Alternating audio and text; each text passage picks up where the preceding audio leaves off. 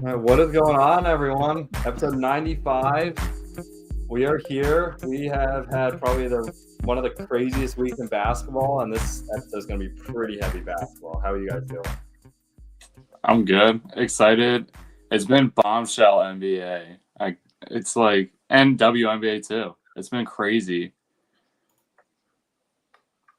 Yeah, you guys waiting, I guess. You're waiting maybe the Sixers. They made one move, but see if they make even a bigger splash. And there's got to be more dominoes that fall after the two giant trades. Yeah, for sure. No, NBA has been wild. WNBA has been wild too. I'm doing well. I'm pumped. I got my MB jersey on today because he's finally back after missing a month, so that's huge. I'm wearing it because I don't know how often I'll be able to wear it this year. But no, we have a full packed out show, like we said, NBA, WNBA. But obviously, we have to start with the Super Bowl because it's this weekend. Mm-hmm.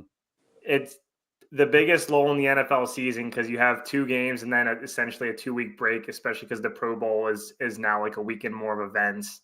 And then obviously you have to wait until Sunday night of this upcoming weekend. But I feel like we have to dive into it because it's not at least back-to-back years of Eagles Chiefs, but it is a rematch of 2 years ago. And obviously major storylines like always. Last time, can't remember all the storylines, but obviously the Chiefs three-peat across the board. And then on the Eagles side, I feel a lot of it weighs on Saquon, even though he just got there and the rest of the team has had these things to try to figure out. It's more or less, is he going to be able to carry them to the promised land? But I don't know how you guys are feeling. Right now, I'm leaning towards the Eagles, but I know that obviously there are many factors to this game. I will say, and I'll let Chase go. I'm not gonna say too much. This is the first game first Super Bowl in a while, maybe since the Pats Eagles. Yeah, 2017-18 season. Yeah, I think this is like how I feel about that. Is I don't have that much interest in it as a fan perspective. It'll be a good game. It's the two of probably top 4 teams in the league that made it, but I'm not that excited for it. I agree with you, though. I think I give a slight edge to the Eagles, but the Chiefs just always seem to figure it out either on their own or with help of the black and white. So you never know. Yeah, I agree. I feel like that's why I'm kind of bummed out, is because there's so much of the ref talk, especially with the Chiefs. But I'm definitely pulling for the Eagles, and mostly just for Saquon Barkley, because I feel like he's been the MVP of the season. He could have had the rushing title, and in the playoffs, I feel like he's still been the most dominant player. Just considering all the runs he's had and how many of them have been 50, 60, 70 yards, just breakaway runs and destroying games because of that. So I feel like it's well-deserved. And the Chiefs, like we've said, and even against the Bills, they showed signs of weaknesses. So I don't feel like they're as strong as they've always been in the past. And I don't think that the wide receivers are going to be able to do as much damage against the Eagles defense. Like I think this version of the Eagles defense is far better than it was when they played them 2 years ago. And I don't know. I feel like it's going to be a better test for the Chiefs this time around. I don't think they're going to be able to have as much of a way with them. Yeah. I'd love to see Saquon get a ring, and I mean, I don't know where he's going to fall in the final MVP tally, but I mean, he would have my vote. I hope he's at least top 3. Are you rooting for the Eagles, Ben? Yes. Okay, yes. That's big. That shows, one, because you didn't even want to watch the Pats Eagles Super Bowl, and 2, you came out last show and basically said how you don't hate the Chiefs like you hate the Pats. So I don't. Obviously, like, I don't, but I still don't want them to win again. They're not as I don't hate them as much as the Pats. That's all. It's like It's like if the Celtics, and then the same thing with the Celtics became the Jazz. You wouldn't hate the Jazz as much as you hated the Celtics. Yes. Yeah. No, completely agree. And I think for all three of us, it heavily is because of Saquon Barkley. Yeah. Yeah. But yeah, I mean, boy, if he just rips off one of those 40 or 50-yard touchdown runs in the Super Bowl, it'd just be so electric to see. Like, I mean, he's done it all especially if year it's the long. first or second play of the game too. Like it's been a lot this year. With Yes. that. Yeah. Yeah. If they come down to a stretch where they need to throw a Hail Mary or something and they're like 50 yards out, I'm honestly just handing it off to Barkley. Yeah, I would. I would just fake it and then screen to Barkley out of the backfield. Yeah. Yeah. Do something that just gets him the ball. Don't just heave it downfield. Yeah. Yeah. Yeah. Oh, the other guy who I think is absolutely going to destroy in this game is Jalen Carter. I think he's going to have his way with the Chiefs' offensive line. They have people who are hurt and playing out of position, and I don't think that's any type of way to be going against a guy who can single-handedly just eat alive 3 people at once. Like, yeah, I was gonna bring him up too, Chase. It's a good point. It's the Eagles' version of Chris Jones, right? And he can blow up plays. They don't have a solid running game. They don't have a solid O-line recently, so he could be a difference maker. Obviously, the Eagles' defensive line, I think, in the Super Bowl against the Pats back in 2018 was a big reason why they won the game, if not the reason. And I think you could see that again this game with him and Jordan Davis just clogging up the middle and blowing up plays. Yeah, and the Eagles have a lot of playmakers this year. Zach Vaughn's been really nice, so if you can have him and just have some of the safeties shadow Kelsey, like CJ, GJ down there, just hang in there. If somebody can guard Kelsey, I think that the Eagles pass secondary, their defense there, and the way that they can control the line is just. I don't think Mahomes is going to be as dangerous as he can be extending the plays. Like, it's always about Mahomes is like, oh, you had him, and then he scrambled for like half a yard and just got to throw off. Like, I think that the Eagles' defensive line is so quick that he's not going to be able to do that as much. Even if he tries to get out in space, somebody's just going to be on him. Yeah. Yeah. And Ben, I don't know if you might have said this before, just kind of how the Chiefs are the Chiefs is the sketchy part. And I mean, all year long, they've been sketchy games, one possession games. And they pulled basically them all out. So, yeah, I just don't want to, if they're going to call it, just call it consistently all game. Don't get like tighter on the last drive or two. Like, just call it consistently. Yeah, there should just be no refs on the field for the last 5 minutes of the game. Yeah. It should just be all upstairs booth reviews. Exactly. I think the Eagles, the biggest key for them is just going to be to not give any short field. Just no turnovers that put them down, within the 30, 40-yard line. So they have and be emotional too, because that's the Chiefs' game. It's just the mental game where it's you start getting chippy with them, and then you throw a punch, and it's 15 yards, and like the Eagles should be the one that goes out there and gets under the Chiefs' skin right away if they're gonna have any kind of influence, because then the refs can't do anything. They can't bail the Chiefs out if the Chiefs are like getting these ticky-tack fouls because they can't keep their composure. Like, if the Eagles can somehow figure out a way to do that, that's the only way to keep the refs legitimately out of the game. Yeah. Player AJ Brown, Gardner Johnson, like these guys, I get it. It's a week 8 and you're up by 20 against a bad team. You can throw your little hissy fits on the field, but come Sunday, I don't know what Nick Sirianni's plan is, but you can't let these guys be getting 15-yarders out there just because they're pissed off about something or something. Yeah, once the play's over, get up and get back. Do not linger. And happen. The Chiefs are going to do whatever. Chris Jones will lay on you for an extra 30 seconds because he can. Yeah, McDuffie, I could see him getting really under A.J. Brown's skin, especially because Brown already doesn't get the ball a ton if they go one-on-one. And they start to be physical, yeah. Yeah. It'll be interesting to see how the refs handle it, because they got to be hearing the noise, too. Like, there's no way they're just muting everything. They know that there's this narrative around the league that the NFL is rigged and they don't want the Chiefs to win. They got to know that's there. Yeah. No, I just saw that they released a statement, or their union did, about how it's unnecessary or uncalled for. Oh yeah, I saw that too. Well, then call a better game. Also, by the way, I was living at the grocery store tonight, and there were like ref balloons, like under like the tailgating area. There's like different like tailgate stuff you can get for Sunday, and some of the balloons were just referee balloons. So I don't know what. Oh my god. It's like, who's buying this? I'm just rooting for the refs. Too.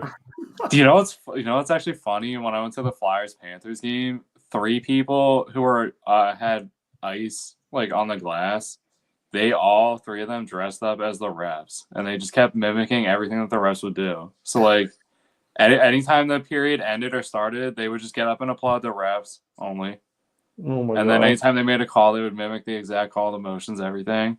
And then eventually, towards the end of the game, one of the refs came over with a puck, like I think 3 of them, and threw them into to give them to these people. But Oh my God. it was pretty fun. I was like, all right, they're committed. They did it the entire game.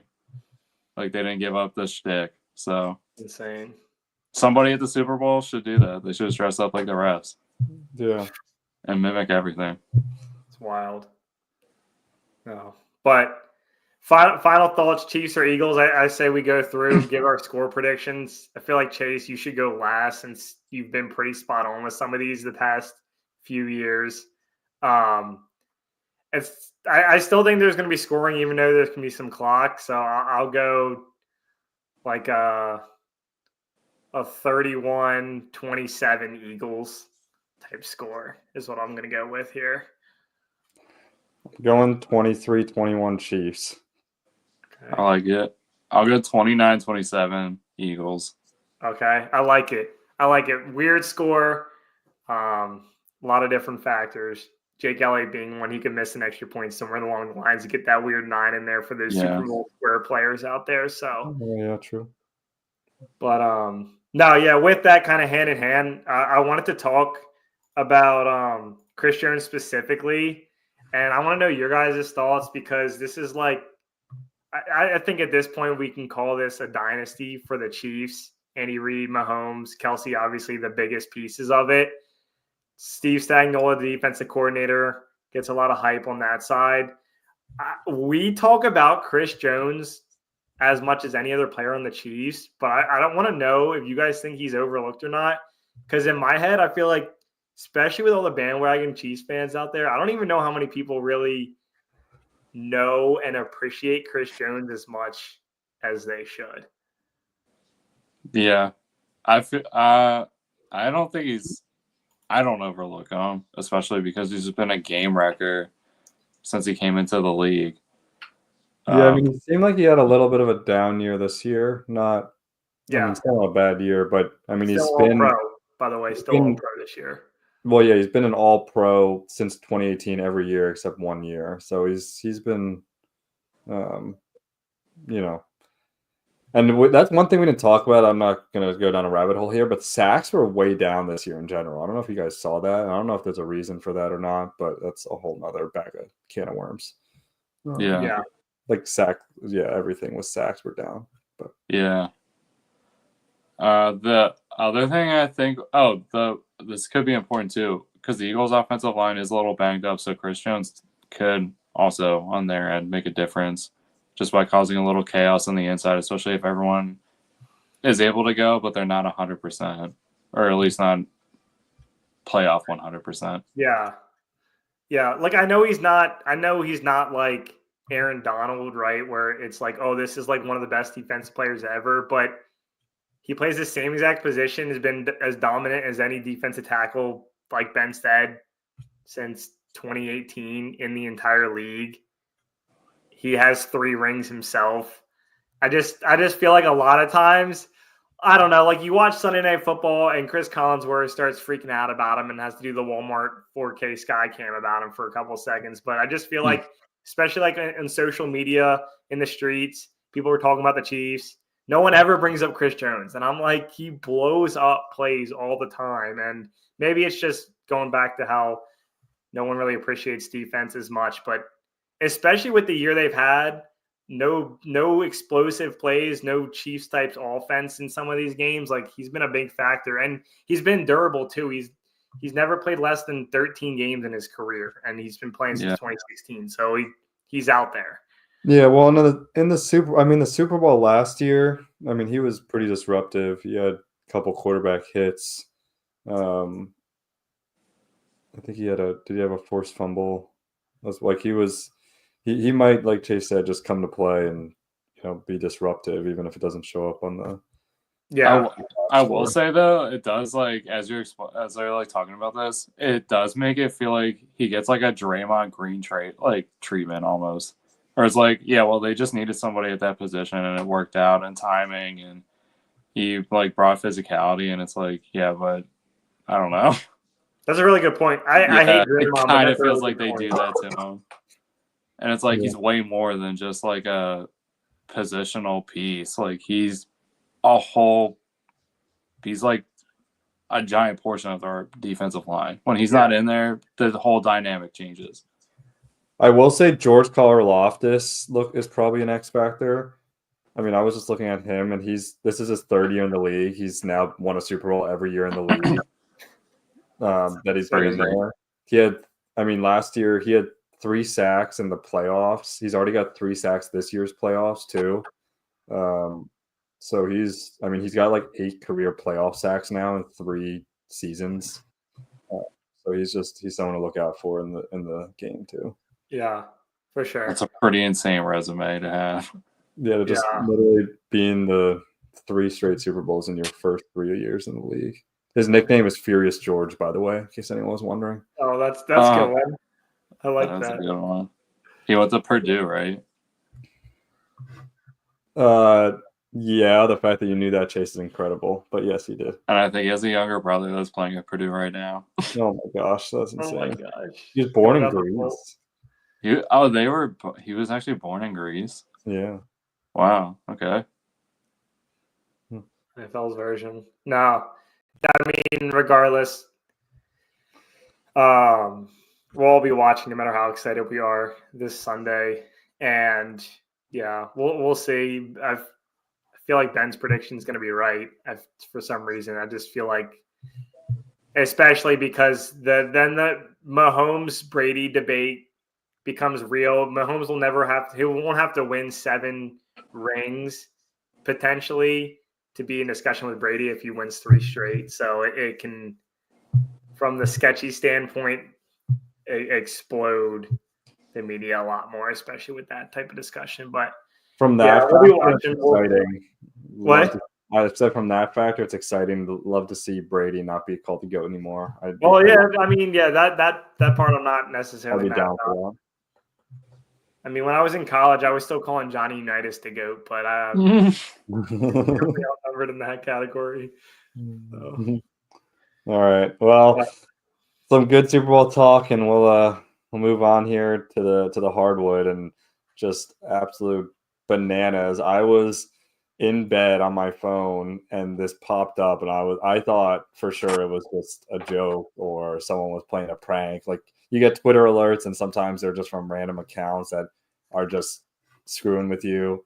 And then it was just a bombshell. Like, holy crap.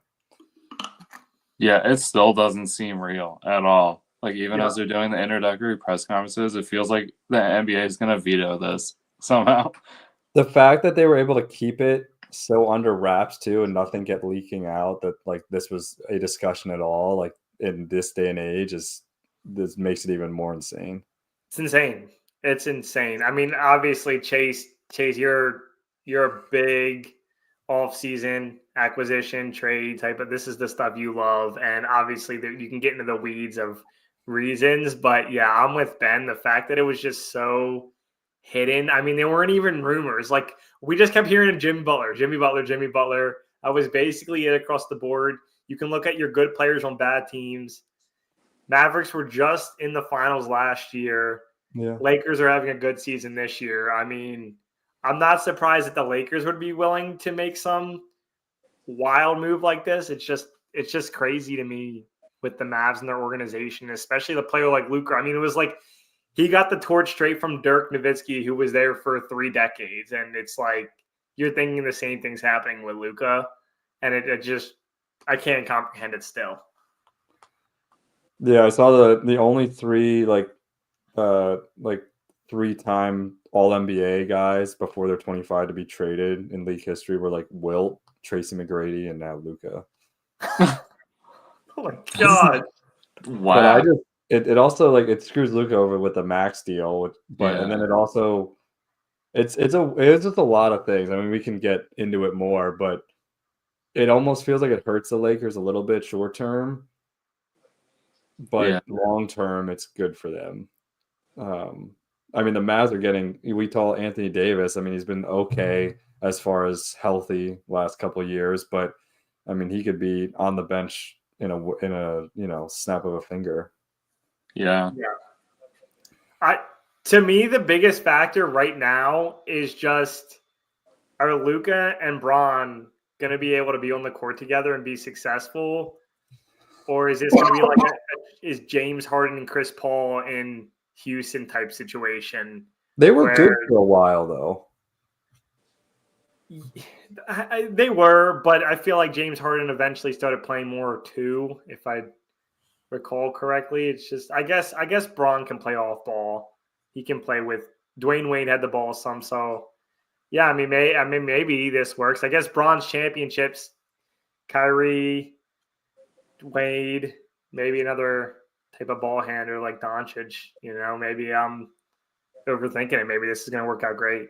But their season's been good though. Their season's been great. So yeah. I guess maybe like LeBron just needs somebody to take a lot of minutes off of him.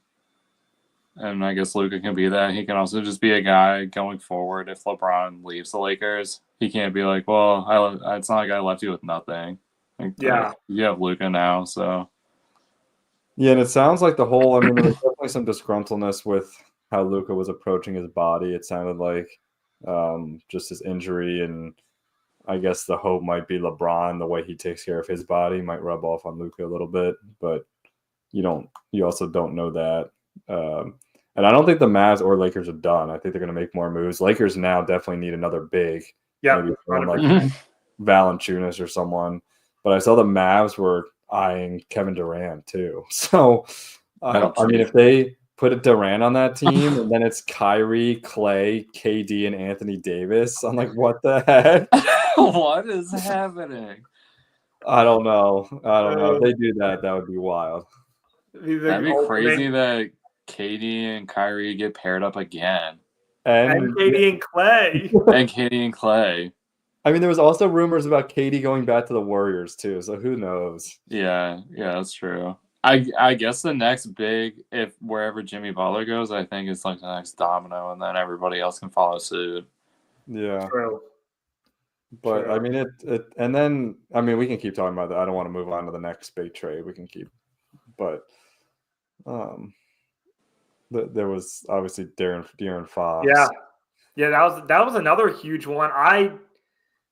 To the Spurs, and all these. It always seems like most of the time these massive trades are all 3-team deals, and one team's just irrelevant, basically. But yeah, I mean, I think this is huge for the Spurs. I'm a big De'Aaron Fox fan. You can get completely lost in Sacramento for decades. I mean, it happens to players all the time.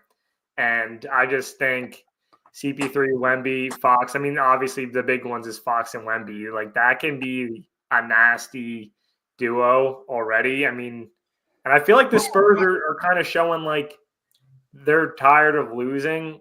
I don't know how many more years Pop's going to be coaching. I don't even know if they're in the play-in right now. They've kind of had an up and down season, but trying to make noise in a Western Conference that's been kind of up and down as a whole. And this could be a serious instant upgrade, and they could go on a run. I mean, having a player like Fox, one of the most clutch players in the NBA, in my opinion, it's huge. And Zach LaVine could just become the next Sabonis or Harrison Barnes that just gets lost in Sacramento. Yeah, I like Fox on the Spurs, but I don't mind it for the Kings because as good as Fox is, it doesn't seem like a huge downgrade for LaVine. And they also got, I think it was like 3 or 4 first-round picks. That's the part that blows my mind. Which was, that was a lot. And the Bulls in return only got 1. And so like the fact that they got, I don't know if it was 3 or 4, I don't remember. 3. Yeah, 3. I have it up right here. But I was like, dang, they got that, and I felt like a decent deal for them. Not like they got fleeced. No.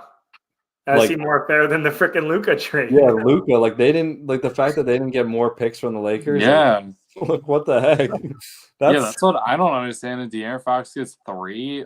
And I'm being completely honest. This might be the biggest win of a trade in Kings history, just on the fact they got 3. They're usually the ones that would have been trading De'Aaron Fox plus 3 first-round picks. Yeah. For somebody back. It's like now they're actually in a position of like power, seemingly. Yeah. Well, to your point, the Mavs, like, why didn't they just start, or why didn't they just start with like 2 first-round picks and see what the Lakers say? Like, the Lakers probably would have said yes. I feel like I don't. Yeah, it feels like the Lakers want Luka more than what Anthony Davis and Yeah. I don't know. That's just like it feels like their window is really short for the Mavs. Like it feels like they're gunning for this year. Yep. Yeah. Because you don't know how Kyrie could twist his ankle and be out the rest of the year. Anthony Davis could somehow pluck his eyebrow and be out for the rest of the year too. Yeah, it's weird. Kyrie's ended up on all these very weird teams that don't usually work. So, but I feel like this is the best fit for him right now because him and Luka just always didn't seem like it was going to actually be consistent and work in the playoffs, like work when it matters the most. Because I feel like you both want them to be in position with the ball. Yeah. And which is like the same thing we're talking about with the Lakers. It's like now the Lakers have that problem. Yeah, when's the deadline? Thursday at 3 Eastern, maybe. Yeah, this could be like the wildest deadline in years. It seems like. Yeah, because last year we talked about how it wasn't that big. There wasn't. I feel. And then it popped off overnight. Yeah. Or was that 2 years ago? There's going to be some wild trades, I'm sure. If those guys can go, then who knows what's going to happen. I know. And then you got these other trades. Go ahead, Chase. I was going to say, I feel like it's kind of due. It seems like some guys are like, I don't know, not that Dame should have been moved earlier in his career, but it seems like some of these guys are just getting moved, and it's like, okay, this might be better potentially for everybody involved. It's like, yeah, they tried it with Dame. Maybe they should have moved on from him earlier from Portland. Maybe they should have kept him. I don't know. It seemed like he never wanted to leave, but still, it's like maybe if they could have been retooling. And I feel like there's teams that, like the year that Toronto won, they were able to swing a trade, get Kawhi, and then piece it together. Yeah, it was only a year, but they did it in a year. It was like they were able to take some pieces and retool it. So it kind of feels like that's what the Mavs are going. And it seems like there's other teams that maybe feel like they can do that and like swap a star player for a star player. Maybe it works better. Yeah, it's crazy that teams nowadays are more willing to take those kind of risks, which is kind of cool for the fans. So, but scary too. So. Yeah, but it's just like a shift. Like I don't think it's gonna be happening every year after this. Like I think it's like it happened. It's like one of those things that like happens like every 15 years or something like that. Yeah, and I mean for the Knicks, like I'm not worried at all because they already made their big trade before the season started. So I don't really think they're gonna do much of anything, really. Yeah, it feels like the Knicks can just be piling through the buyout. It wouldn't hurt to get another guy or two so some of these guys can maybe get a little rest before the playoffs. That's not going to change. Yeah, that's not happening. I'll probably cut a guy and add more minutes. You only had 34 minutes? You need 38 at least. But did you want to... It's actually crazy that like more people in the media... Oh, sorry. It cut, but I was just going to say it's crazy that in the time where with load management, like it seems like more people should praise Thibodeau for the fact he just doesn't do that or doesn't seemingly even know that things exist. And then more people on the other side just destroy him like every day because it's like you're ruining these players' careers. Like I don't ever hear that, and I never hear people like really praise him. It's like he almost just lives in this realm of he does this thing and nobody seems to care. But I feel like if it was anybody else, they would absolutely care. Yeah. I guess if I was going to a bunch of Knicks games, it's nice that I know most of my the starters are going to always be playing. Yeah, you definitely get your money's worth out of it, like unless they're legitimately hurt. Yeah. But it is crazy though, because I feel like more people who just hate load management should just be like, yeah, Tom Thibodeau just doesn't even care. He's never even cared about that thing. Somebody emailed it to him and he deleted it and then put it in a spam folder. So anytime someone sends him load management, it just never goes into his email. That's probably true. Oh gosh. Dude, like I don't really follow it, so I don't know if I'm making that up, but do you feel like you see like post game interviews and do people ever ask Tom Thibodeau about that? No, I don't really. I mean, he's been asked before, but it's like he never gives like a snippy, bitchy answer back about it. If they're losing, he might be. I feel like there was some. I don't think with the Knicks he's been as snippy. I feel like there was some times with the Bulls. Yeah, I think it with the Bulls, but yeah, it's hard to like when he's winning and doing well. But it's not even like the players seem like they complain about it. No, I haven't heard anyone like wanting a break and not getting it. No, yeah, it seems, yeah. It's like they could just never get in the lineup if you're not playing. I don't know. Yeah, I don't know. Yeah, it just seems like one of those weird things that's happening, and it's getting no kind of attention at all. Yeah, it's like really, it's just like an inside joke almost. Yeah, like the top minutes guys in the league, like pretty much the 5 Knicks starters are like top 10. Yeah, that's insane. It's insane, especially with the big guys. Oh my gosh. Yeah, I don't. But no, we can keep trucking here. There hasn't been any other trades. I just wanted to quickly complain, Ben. You talked about the NBA videoing the Luka thing. There are some trades out here that happen every year that really rubbed me the wrong way. I don't know if you guys saw today, but the Hornets traded their 2030 conditional second-round pick for a 2029 second-round pick, and that was it. And I think trades like that literally shouldn't be allowed. That's why you get these trades that are like teams that aren't even involved because of things like that. Yeah.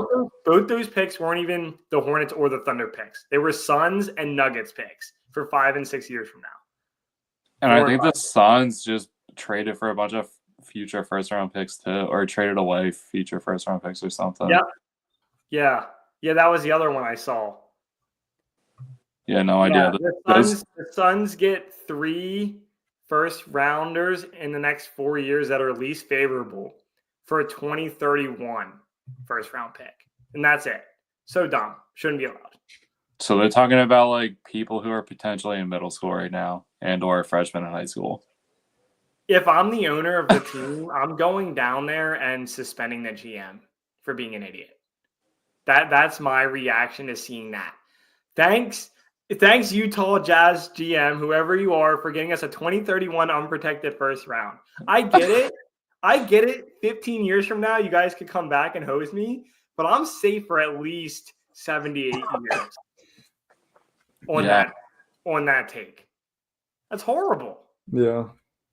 So. No, I agree. I feel like basketball has the worst trade deadline deals where it's just like traded this guy for nothing.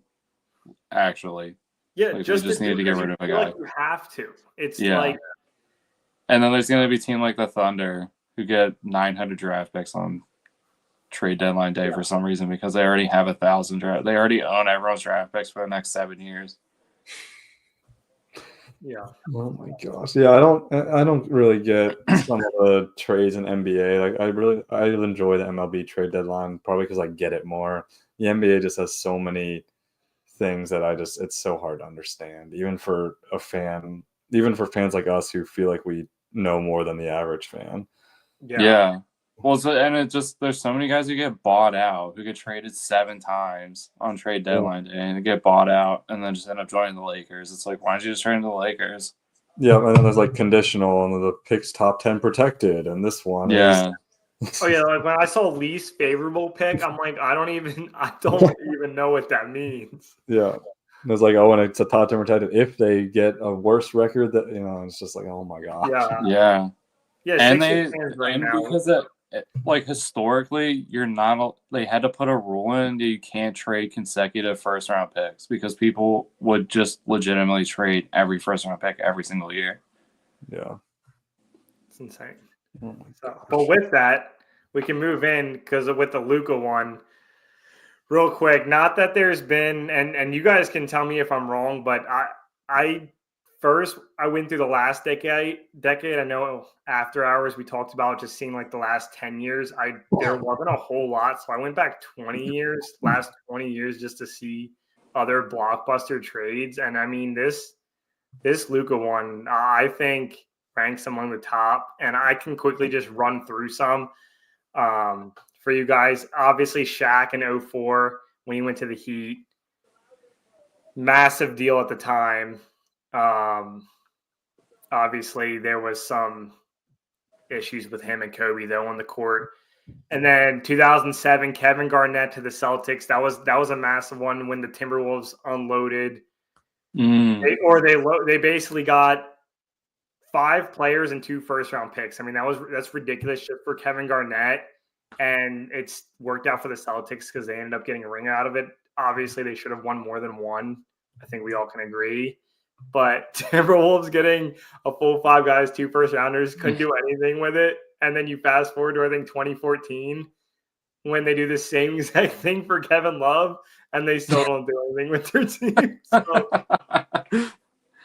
So it's crazy because a lot of times in recent years, but a lot of these older ones I look at, the Carmelo Anthony to the 2011, Ben, I know they didn't win, but I felt like that was a massive trade at the time. It was a 3-team trade, but Anthony was like everything for the Knicks for, 4, 5, 6 years. He was successful and he got them a lot farther than they had been in a long time. They just obviously didn't, win the big one, but yeah, successful. I think that trade just is like finally actually over because of all the future picks that got traded in that specific trade. Yeah, I actually just pulled it up. So it was the Knicks received Carmelo Anthony, Chauncey Billups, Sheldon Williams, Anthony Carter, and Ronaldo Balkman. And then they traded Eddie Curry, Anthony Randolph, and cash to the Timberwolves for Corey Brewer as part of the deal. Oh, the Nuggets received Wilson Chandler, Danilo Gallinari, Timothy Mozgov, Raymond Felton. One of the picks became Quincy Miller. Another one became Romeo Osby. Another one became Dario Saric. And then another one became Jamal Murray plus $3 million in cash. Yeah, so that's right, because we talked about that before, how it somehow benefited the Nuggets so many years later. Yeah, but it pretty much took that long to convey. So whenever Jamal Murray was a first-round pick, what was that, like 2018 or 2019? 2016. 2016, yeah. Yeah. And then all the conditional picks.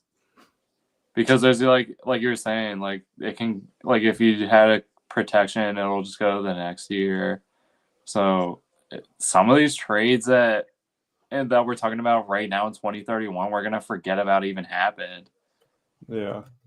Yeah, it's nuts. And in recent years, there's been, your big trades or whatever, but Irving to the Celtics in 2017, I kind of didn't really benefit either the Cavs or the Celtics. Kawhi Leonard was a big one in 2019. Obviously, the Spurs and him had some issues there. Instant success for the Raptors. I think this is the last one I kind of really saw. Them and Anthony Davis a year later from the Pelicans. Those are 2 big ones that benefited the teams that got the big name players. Both of them turned around and won a chip within a season. And the Raptors one was such a smaller deal too. It kind of was like this Mavs Lakers trade. I mean, it was just Leonard and Danny Green for Rosen, Jakob Poeltl, and a first rounder. So pretty straight up. Yeah. The Anthony Davis one, like I said, you could pick either Paul George one to the Thunder or to the Clippers. Yeah. Neither one worked out for Paul George, but obviously we know the Thunder getting 5 first-round picks when they traded him to the Clippers in 2019, which is insane because he didn't even do that much in his 2 years on the Thunder. He wasn't that great. No. If they got 5 first-round picks. And SGA,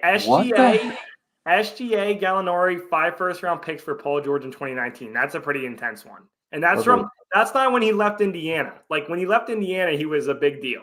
That's a heist. How quick do you think Oklahoma responded? Was just like, yes. and we'll fly them there right now.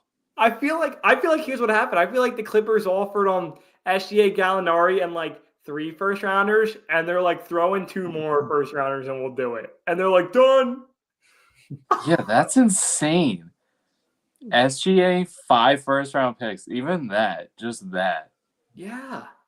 And they SGA's couldn't. their franchise the player. Mavs couldn't get more for Luka. Like what? Yeah, how? That's bad. That's bad. That was even when SGA was unproven. He was kind of like I don't know what this is, but still, it was like promising. And now he's literally their entire team. Yeah, he's potential MVP. Maybe. I don't know. Yeah. That's crazy. Yeah, that one's crazier than 5 first rounders. What? That has to be. Do you think that's the most first rounders that were? Is that? I don't know how many were in the 2017 one where. Okay, so the 2017 was a lot more fair though because the Pacers got Oladipo when he was good, Sabonis, and draft picks. Like yeah, that one was that the Pacers made out 2, even though Paul George was much better then. I don't know how many draft picks in that one. Yeah, I wonder what was the most amount of draft picks in a trade ever. Good question. That's a 5 feels like it might be the record. 5 first rounders. 5 at least first rounders. Yeah. And it just went in a row. It was literally 21, 22, 23, 24, 25. It's ridiculous. Well, and one of the draft picks was Jalen Williams that Oklahoma City used. Yep. I think Chet might have been one of them. One of it's still not done because I think one is 2026. Oh, so one of them must have been. No, they have a 2025. So this draft. Yeah, this draft and next draft is still it's still going. and they literally have SGA, who's a top 5 player in the league right now, and George isn't even on the team anymore. It's ridiculous. That's crazy. I kind of overlooked that one, but when I was like, whoa. I mean, De'Aaron Fox was 3 and Paul George was 5. That one's bad. The scale makes no sense. I have no idea what the scale is. How the league let that happen? Yeah, and Luka's 0. What? Like, how? It's bad. That's literally like they're like the second LA team. They're just like that's an Angels move right there. Yeah, that is. There's no way they recouped anywhere. Even with the trade with the Sixers, I think they only got like 1 first round pick. It's insane. Yeah. But no, besides that, there wasn't much else. Kevin Durant, obviously, James Harden from the Rockets was a big 4-teamer. From the Rockets to the Nets. Yeah, so the Rockets got Oladipo was involved again. Dante Exum, another player, and 4 first rounders. 4? So dang. But that was like James Harden is on the Rockets is a lot different than Paul George on the Rockets. Yeah, I agree. I mean, this is a 4 team, so there's a lot. I don't know if all the first rounders were Nets. That's a bad move by the Nets too, because they cleared house to try to bring in like old Kevin Garnett and Paul Pierce. It didn't work. The Nets never learn. And then they had to give away Harden for Ben Simmons. So they gave away 4 first round picks and then got Ben Simmons in return. Yeah. I know I'm not a big picks guy, but when you get to like the 4 to 5 range of first rounders, that's ridiculous. So that's crazy. So we know in NBA history it's been a 5, 4, and a 3 first round pick trades. Yeah. Wow. So it's cool. It makes me feel a little better about this Luka situation, but I'm still not settling. Sure. But no, that was fun going through some of those, and I know we're getting towards the end, but we can pivot again because the WNBA's had some crazy moves too, Ben. And I know you've been covering it well over there in your hidey hole of the chamber. So what you got? Yeah. So I mean, I guess I've said my favorite team is the Connecticut Sun. They've had a couple disappointing years, but they looked like they should be a finals team. They just get to the semis and don't get past.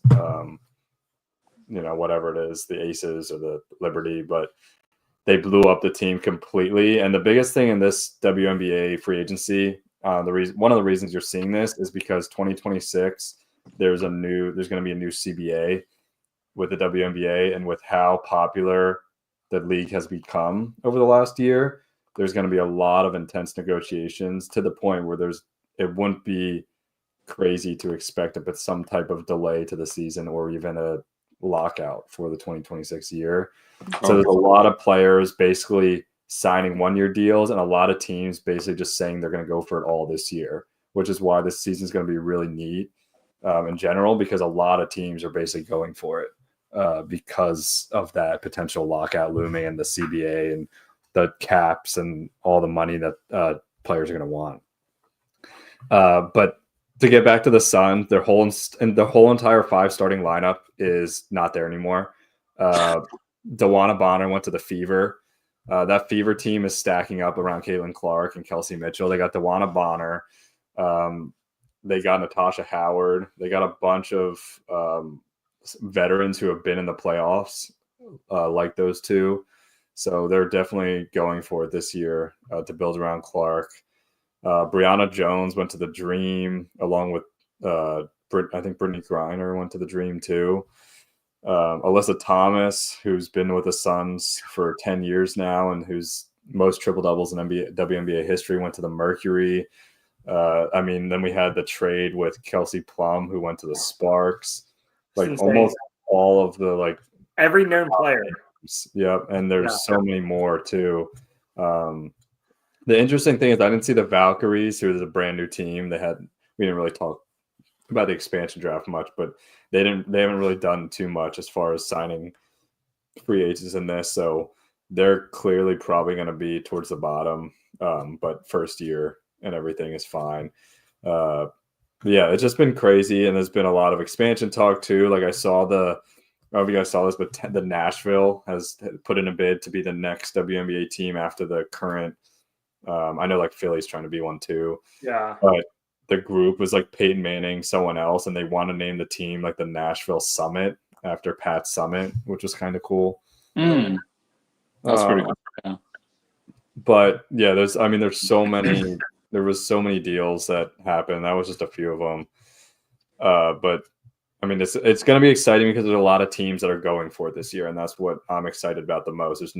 You're not going to see the level of trying to build up. It's a lot of, it's a lot of going for it, and that's what I'm excited about to see. So, and I know the WNBA season's a lot shorter, but do you think you could see big time buzz during their deadline too? I don't know exactly when their trade deadline is throughout the season, but for sure, yeah. You'll definitely see some of that. The WNBA draft, it depends on that too, because that's April 14th, and most likely Paige Buchers is going to be the number 1 pick, unless something changes.